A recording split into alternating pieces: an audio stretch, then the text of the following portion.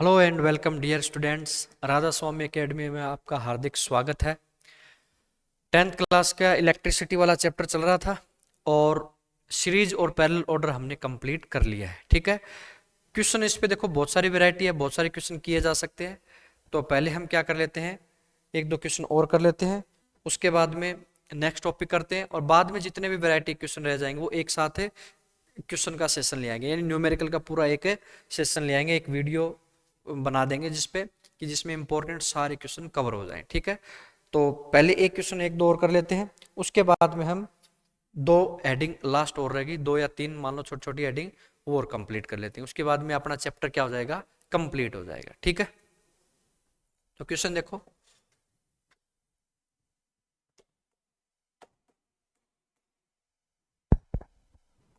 How we connect 2 ohm, 4 ohm and 6 ohm so that its equivalent resistance becomes, अब चार question इसमें, becomes 12 ohm, second है 12 upon में 11 ohm, third है 4.4 ohm और फोर्थ है 3 ohm। ये चार क्वेश्चन, एक क्वेश्चन के ऊपर कितने क्वेश्चन अप्लाई कर दिए, चार। ठीक है ना, इन चारों में से या चारों तो देखो नहीं पूछेगा, इतना बड़ा क्वेश्चन नहीं आता, तो चारों में से कोई एक क्वेश्चन पूछा जा सकता है। अब देखो रेजिस्टेंस कितना है, 12। इस क्वेश्चन को देखने से एक बात समझ में आएगी कि यहाँ पे 12 दे रखा है और यहाँ पे दे रखा है 12/11, और ये कितना है 4.4 और 3। इसमें एक बात ये देखने को मिलेगी कि मैंने बताया था कि सीरीज ऑर्डर में जो हाईएस्ट रेजिस्टेंस होता है, इक्विवेलेंट रेजिस्टेंस उससे भी ग्रेटर आएगा। तो यहाँ पे हाईएस्ट कितना है, 6। कितना है, 6 है। तो ये 6 से ग्रेटर आ रहा है, तो इसका मीनिंग ये कौन सा ऑर्डर मिलेगा आपको, सीरीज ऑर्डर मिलेगा। ये क्या है 12/11, इसका मीनिंग 1 पॉइंट समथिंग है, 1.09 मान सकते हो कंप्लीट लिखोगे तो। और ये क्या है 2 से कम आ रहा है, तो इसका मीनिंग ये कौन सा ऑर्डर मिलेगा, पैरेलल ऑर्डर। लेकिन ये 2 से तो ज्यादा आ रहा है, 6 से कम आ रहा है, ये भी 2 से ज्यादा और 6 से कम है, तो इसमें ऑर्डर मिलेगा ना वो सीरीज और पैरेलल का कॉम्बिनेशन, कॉम्बिनेशन मिलेगा। तो सबसे पहले है answer number first. Answer number first में यदि आपको 12 निकालना है तो कैसे निकालें, इक्विवेलेंट रेजिस्टेंस कैसे ऐड करें, इनको सीरीज में ऐड कर दो। तो 2+4+6 कितना हो जाएगा, 4 और 6 10, और 10 और 2 कितना हो जाएगा 12 ohm। तो फर्स्ट का आंसर आ गया। कैसे, तीनों को कैसे ऐड करेंगे, सीरीज में ऐड करेंगे। तो इनको किस में ऐड करेंगे, सीरीज में। सेकंड क्वेश्चन देखो, यदि इसको आज निकालें 1/r इक्विवेलेंट इक्वल्स टू कितना आ जाएगा, 1/2 प्लस 1/4 प्लस 1/6। एलसीएम कितना आएगा, 12 आएगा। ये आ जाएगा 6 प्लस में 3 प्लस में 2, तो ये आ जाएगा 11/12। ठीक है, तो आर इक्विवेलेंट कितना आ जाएगा, 12/11 ओम आ जाएगा। कितना आ जाएगा, 12/11। तो इसका हमने किस में ऐड किया, हमने इसको पैरेलल में ऐड किया। किस में ऐड किया है, पैरेलल में। ठीक है, इसमें ऐड कर दिया पैरेलल में। दो क्वेश्चन हो गए कंप्लीट। अब देखो ये इसके बीच की कैटेगरी है, ठीक है ना, ना तो ये सीरीज और ना ही पैरेलल, यानी दोनों का कॉम्बिनेशन मिलेगा। क्या मिलेगा, कॉम्बिनेशन मिलेगा। देखो कैसे करेंगे, यहां पे कर लेते, नहीं आगे देखते हैं। 4.4 निकालना है। अब देखो एक तरीका तो हमारे पास ये है कि इसको ऐसे ऐड कर दें, एक को सीरीज में और दो को पैरेलल में। तीन रेजिस्टेंस को इतने तरीके से ऐड किया, या तो तीनों को सीरीज में ऐड कर दो, वो तो हमने निकाल लिया, या तीनों को पैरेलल में ऐड कर दो, वो भी निकाल लिया। अब दो को पैरेलल में, एक को सीरीज में, या फिर दो को सीरीज में, एक को पैरेलल में, ऐसे ये दोनों क्या हो गए सीरीज में, और इन दोनों के पैरेलल में एक और लगा दिया हमने। अब कौन सा कहां पे रखना है वो हमें पता लगेगा जो गिवन है उसके अकॉर्डिंग। पहला आंसर हमें क्या निकालना है, 4.4 निकालना है। कितना निकालना है, 4.4।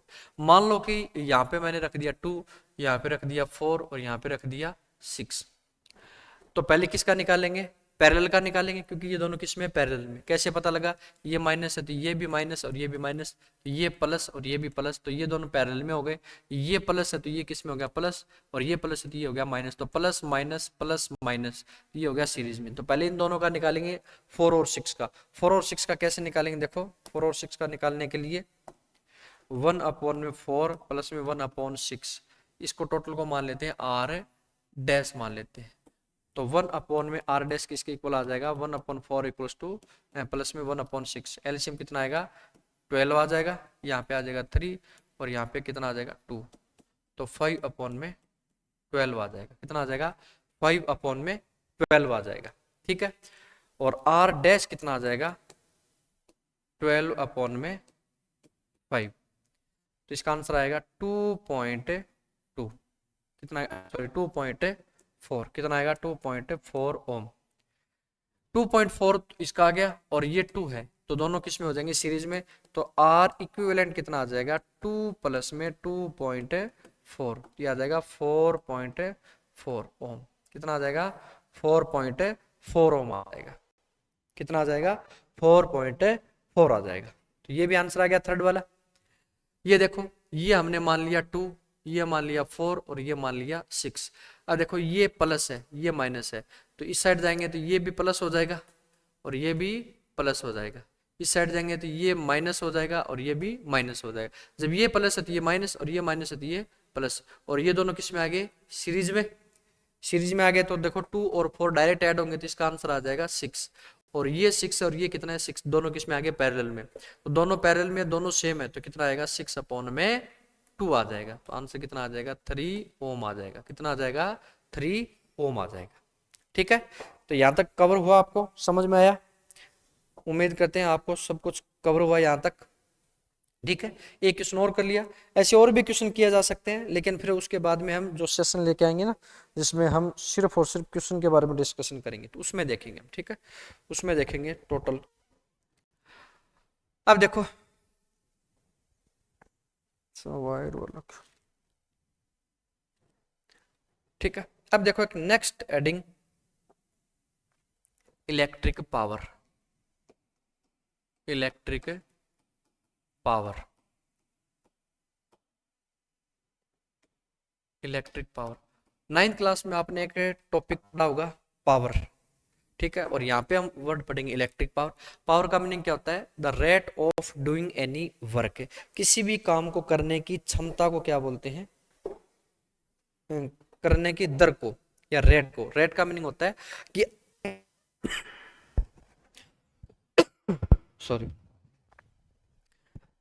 मान लो कि आप कोई वर्क कर रहे हो, तो वर्क करने की एक रेट होती है। रेट का मीनिंग क्या है कि मान लो कि आपने वर्क किया 20 जूल 2 सेकंड में, तो इसका मीनिंग पर सेकंड आपने कितना वर्क किया, 10 जूल पर सेकंड हो गया। तो पर सेकंड जितना भी वर्क किया जाता है उसको हम क्या बोलते हैं, एनर्जी बोलते हैं, सॉरी वर्क बोलते, सॉरी पावर बोलते हैं। क्या बोलते हैं, पावर। एनर्जी और वर्क एक ही बात होती है, यानी एनर्जी को मान सकते हैं इनपुट, और वर्क को क्या मान सकते हैं, आउटपुट। क्या मान सकते हैं, आउटपुट। ठीक है, और इन दोनों की यदि रेट निकालें तो वो क्या हो जाएगा, एनर्जी हो जाएगा, क्या, सॉरी पावर हो जाएगा। तो पावर का फॉर्मूला क्या होता है, पावर का फॉर्मूला होता है rate of doing any work, यानी क्या हो जाएगा, वर्क अपॉन में टाइम। अब टाइम किया तो जा रहा है, लेकिन पर यूनिट सेकंड में, पर यूनिट सेकंड में कितना वर्क किया जा रहा है, उसी को हम क्या बोलेंगे, पावर बोलेंगे। तो यहाँ पे इलेक्ट्रिक पावर है, तो इलेक्ट्रिक पावर में वर्क क्या किया जाता है, एक चार्ज को एक टर्मिनल से दूसरे टर्मिनल तक ले जाने में वर्क किया जाता है। और पर सेकंड कितना वर्क किया जाता है, पर सेकंड कितना वर्क किया जाता है, उसी को हम क्या बोल देंगे, इलेक्ट्रिक पावर बोल देंगे। ठीक है, तो तो यहाँ पे इसकी डेफिनेशन लिखो, देखो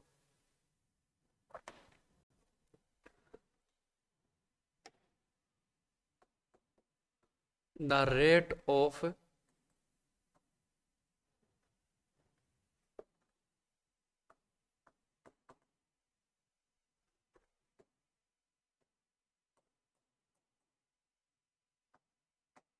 by battery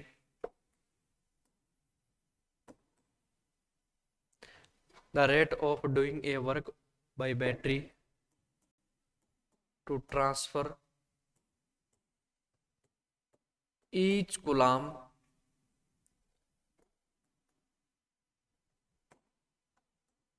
charge from one end to another end। देखो पोटेंशियल का फॉर्मूला निकाला था कि ईच कूलम्ब चार्ज को ट्रांसफर करने में जितना वर्क किया जाता है उसको पोटेंशियल बोलते हैं, ठीक है। और वर्क देखो जितना वर्क किया जाता है ईच कूलम्ब को ट्रांसफर करने में उसकी रेट निकाल देंगे तो वो क्या हो जाएगा, पावर हो जाएगा। तो पावर का फॉर्मूला क्या होता है, वर्क अपॉन में टाइम। क्या होता है, वर्क अपॉन में टाइम। अब ये देखो रेट, रेट का भी नहीं होता कि पर यूनिट की वैल्यू पता करना। जैसे कपड़ा लेके आते हैं कि यार कपड़ा मान लो कि 100 रुपये मीटर है, तो इसका मीनिंग 1 मीटर की वैल्यू कितनी है, 100 रुपये। मान लो कि ये कहा जाए कि ये कपड़ा 200 रुपये का 5 मीटर है, तो इसका मीनिंग पर मीटर का रुपीज कितना हो गया, 40 रुपीज। तो 40 रुपीज पर मीटर को क्या बोलते हैं, उसकी रेट बोलते हैं। यानी पर यूनिट की वैल्यू निकालने को क्या बोलते हैं, रेट। तो यहाँ पे भी पर यूनिट सेकंड में कितना वर्क किया जाता है उसको क्या बोल देंगे, पावर। तो पावर का फॉर्मूला क्या हो जाएगा, वर्क अपॉन में टाइम हो जाएगा। क्या हो जाएगा, वर्क अपॉन में टाइम, ठीक है। V इक्वल्स टू क्या होता है, W अपॉन में Q होता है। ये इलेक्ट्रिक के पोटेंशियल का फॉर्मूला क्या होता है, V equals to W upon में Q। तो यहां से W को हम क्या लिख सकते हैं, वर्क को V इंटू में Q लिख सकते हैं। क्या लिख सकते हैं, V इंटू में Q। और इस W की वैल्यू यदि यहाँ पे पुट कर दें, ठीक है, पुट कर देंगे तो P हो जाएगा V इंटू में Q अपॉन में क्या आ जाएगा, T आ जाएगा। V इंटू क्यू अपॉन में T। अब ये Q अपॉन T है, इसको हम I लिख सकते हैं। क्या लिख सकते हैं, I। ये आ जाएगा V इंटू में I। तो पावर का फॉर्मूला क्या आ जाएगा, V I का प्रोडक्ट आ जाएगा। क्या आ जाएगा, V और I का प्रोडक्ट आ जाएगा, ठीक है। तो पावर का फॉर्मूला क्या निकल के आया, V इंटू में I। तो अदर वर्ड में हम ये भी तो बोल सकते हैं कि द प्रोडक्ट ऑफ, ऐसे देखो पावर का दूसरा फॉर्मूला ये भी लिख सकते हैं, power electric power, electric power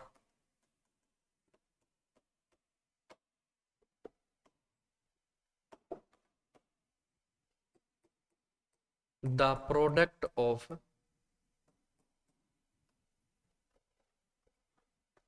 electric potential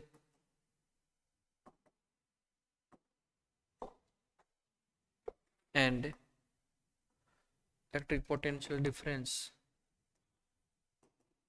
अब ये डिफरेंस वर्ड पहले नहीं बताया था। डिफरेंस का मीनिंग क्या होता है कि एक बैटरी है, उसके दो एंड होते हैं, एक प्लस का एक माइनस का।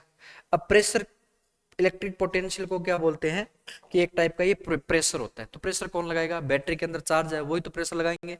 अब माइनस में क्या है, नेगेटिव चार्ज ज्यादा है, प्लस में नेगेटिव चार्ज कम है, तो ये चार्ज प्रेशर लगाते हैं। तो प्लस का अलग प्रेशर होगा, माइनस का अलग प्रेशर होगा। मान लो दोनों का प्रेशर बराबर हो गया तो बैटरी में कोई भी करंट फ्लो नहीं होगा। क्यों नहीं होगा, जैसे टेम्परेचर है, एक रूम का टेम्परेचर 30 डिग्री, दूसरे रूम का भी 30 डिग्री है, दोनों को ज्वाइंट कर दिया तो दोनों का टेम्परेचर सेम ही रहेगा, कोई चेंज नहीं आएगा। मान लो एक रूम का 60 डिग्री है, एक रूम का 30 डिग्री है, तो दोनों को ज्वाइंट करेंगे तो दोनों का टेम्परेचर कितना हो जाएगा, 45 हो जाएगा। 60 वाला कहाँ की तरफ जाएगा, 30 की तरफ। तो 30 वाला इंक्रीज हो जाएगा, 60 वाला डिक्रीज। और कब तक, जब दोनों बराबर आ जाएंगे, ठीक है। तो ऐसी पोटेंशियल डिफरेंस होगा तभी इलेक्ट्रिक करंट होगा।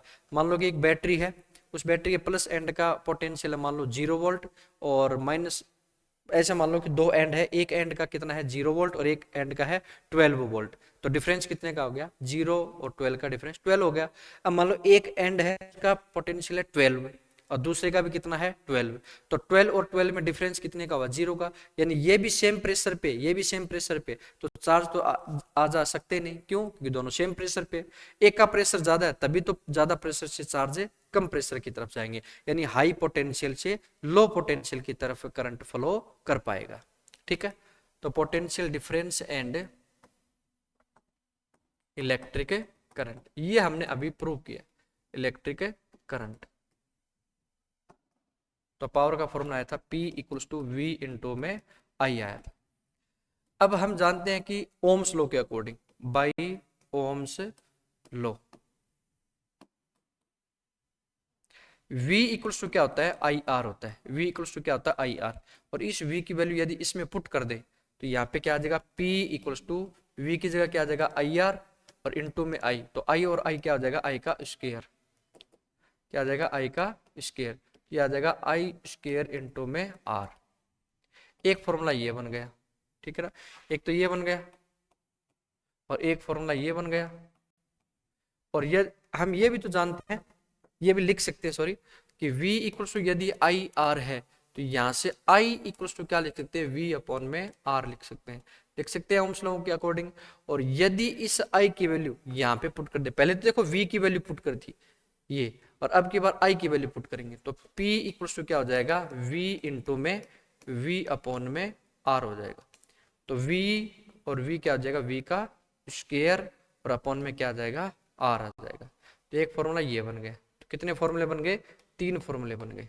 इलेक्ट्रिक पावर के कितने फॉर्मूले होते हैं, 3। तो कई बार क्वेश्चन ये आ जाता है कि कौन सा इसमें इलेक्ट्रिक पावर का फॉर्मूला नहीं है, कौन सा फॉर्मूला नहीं है, ये पूछ लेता है कई बार। ठीक है, तो नहीं है तो कौन सा है, V इंटू आई होता है, आई स्क्र आर होता है, V स्क्र इंटू में R होता है। तो कई बार जैसे लिख दिया जाता है आई स्क्र अपॉन में तो R लिख देगा, तो ये गलत हो जाएगा, या फिर V स्क्र इंटू में R लिख देगा, तो ये भी क्या हो जाएगा, गलत हो जाएगा। ठीक है ना, तो 3 करेक्ट देखे और एक क्या पूछ सकता है, इनकरेक्ट भी पूछ सकता है। ठीक है,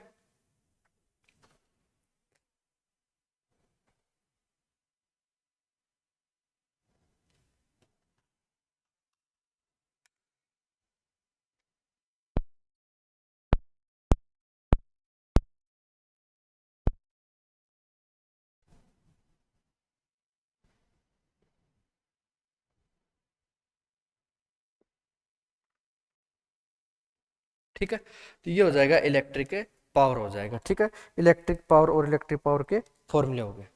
ठीक है, अब इस पे देखो क्वेश्चन देखते हैं, क्वेश्चन करके देख लेते हैं। 3 फॉर्मूले हमारे पास। तो क्वेश्चन नंबर फर्स्ट देखो, if A battery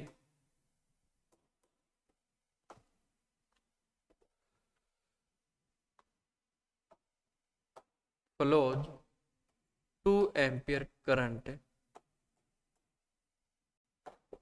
eight 6 volt, find electric power. ये एक बैटरी है जो 6 वोल्ट की है और 2 एम्पियर करंट जनरेट करती है। तो ये बताओ इलेक्ट्रिक पावर कितना होगा। तो डायरेक्ट निकाल सकते हैं। इलेक्ट्रिक पावर का फॉर्मूला क्या था, V इंटू में I था। तो P कितना हो जाएगा, V यानी 6 इंटू में 2, तो P इक्वल्स टू हो जाएगा 12। अब देखो वो मैं आपको यूनिट बताना भूल गया, तो यूनिट सुनो इसकी क्या होती है, यूनिट होती है वाट।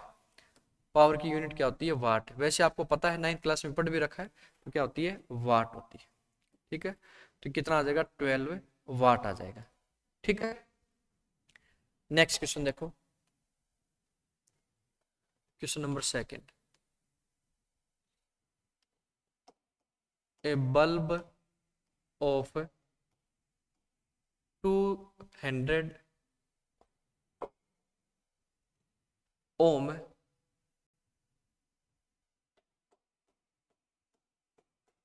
connected to a power source 22 of 220 volt, find the power consumption।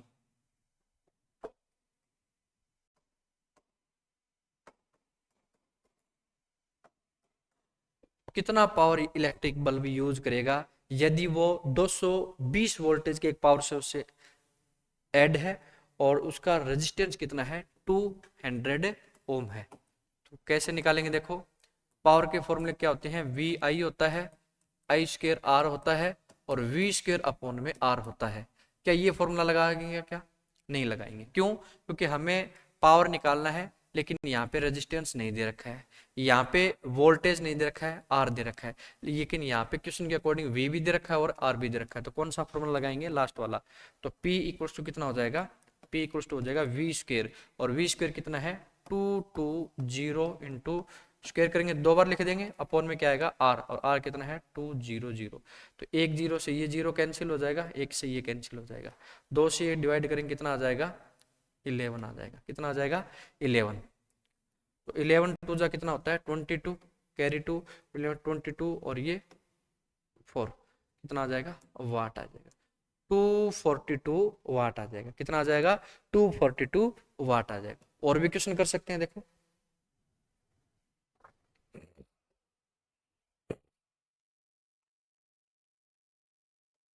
If A bulb of 60 watt connect to a power source and flows 3.3 ampere current, then find resistance of bulb। Resistance of bulb देखो भी कैसे करेंगे। यहाँ पे given क्या क्या है? Same वही प्रोसेस। पी दे रखा है कितना? 60 वाट। करंट आई कितना दे रखा है? 3.3 एम्पियर। और निकालना क्या है? आर निकालना है। क्या निकालना है? आर निकालना है। देखो फॉर्मूला क्या होता है? P equals to I square R होता है। कितना होता है? P equals to I square R होता है। हमें निकालना क्या है? आर। तो आर कितना हो जाएगा? P अपॉन में आई स्क्वायर हो जाएगा। P की वैल्यू कितनी दे रखी है? 60, और आई स्क्वायर का मीनिंग क्या हो जाएगा? 3.3 इंटू 3.3। ठीक है, पॉइंट हटाएंगे। देखो एक ये पॉइंट हटाइए, ये हटाए तो ऊपर 2 जीरो चले जाएंगे। ठीक है, 3 से कट करेंगे तो आ जाएगा 11, और ये कितना आ जाएगा? 2000।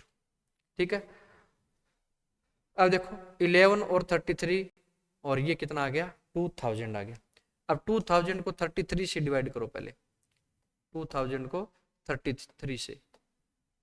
ठीक है, और 33 से डिवाइड करेंगे तो कैसे करेंगे? देखो 33 और ये हो गया 20 से डिवाइड होगा नहीं, तो क्या करते हैं? 200।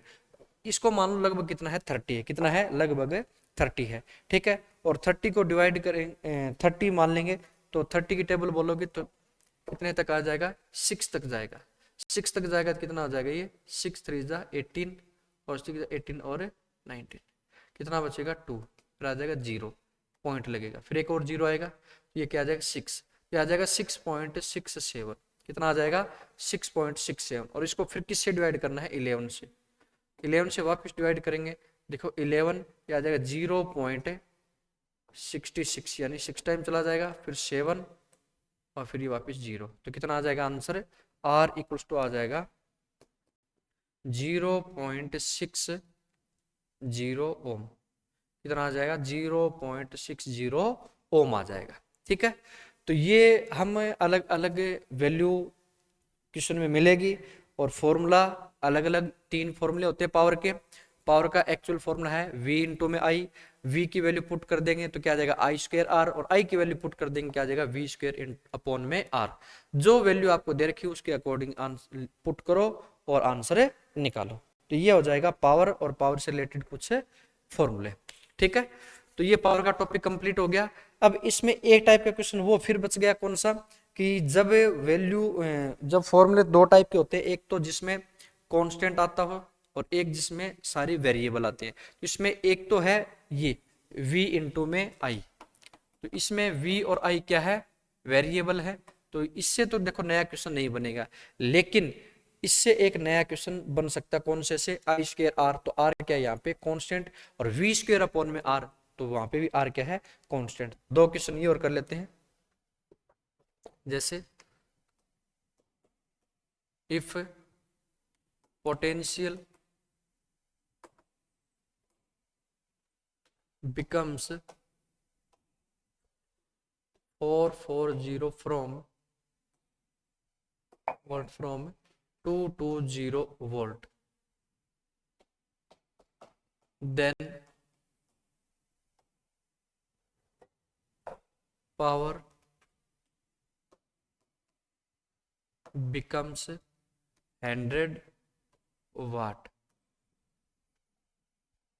Find initial power. देखो इसका मीनिंग क्या है, इस क्वेश्चन का मीनिंग समझो पहले कि इस क्वेश्चन का मीनिंग देखो क्या है कि एक पोटेंशियल डिफरेंस है। पहले कितना था 440 था, अब कितना हो गया, वो बाद में रिड्यूस हो गया 220 हो गया। इसका मीनिंग कितना हो गया, हाफ हो गया। कितना हो गया, हाफ। ठीक है, हाफ हो गया। अब पावर देखो पहले हमें नहीं पता था, लेकिन पावर बाद में कितनी हो गई, 100 वाट हो गई। अब पहले पावर कितनी थी ये पता करना है। अब देखो V दे रखा है, V फिर दे रखा है, पावर पहले गिवन नहीं थी, पावर ही दे रखा है।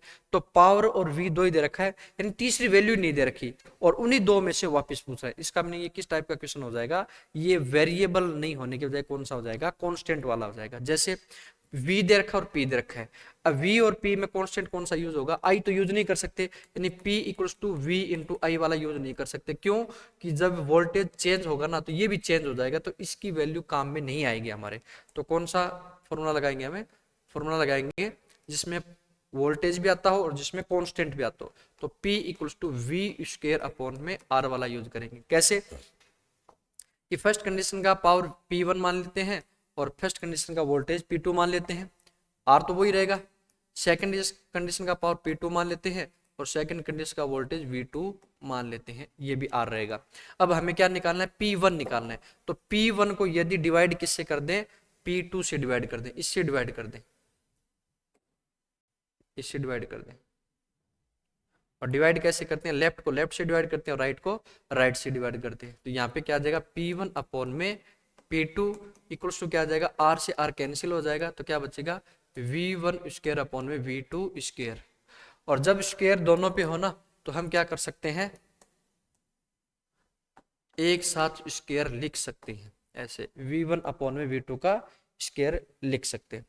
तो हमें निकालना है P1, तो P1 कितना हो जाएगा, V1 अपॉन में V2, V1 अपॉन में V2 और इनटू में क्या आ जाएगा P2, और ये इसका स्क्वायर। हमें निकालना P1 है, तो P1 कैसे निकालेंगे, V1 अपॉन में V2। V1 कितना दे रखा है 440 और V2 कितना दे रखा है 220, ये आ जाएगा 220। इसका क्या कर देंगे स्क्वायर, और इनटू में क्या कर देंगे P2, और P2 कितना दे रखा है 100। देखो ये इससे डिवाइड होगा तो कितने टाइम्स चला जाएगा, 2 टाइम्स तक, और 2 का स्क्वायर कितना हो जाएगा 4, ये आ जाएगा 4 इंटू में 100।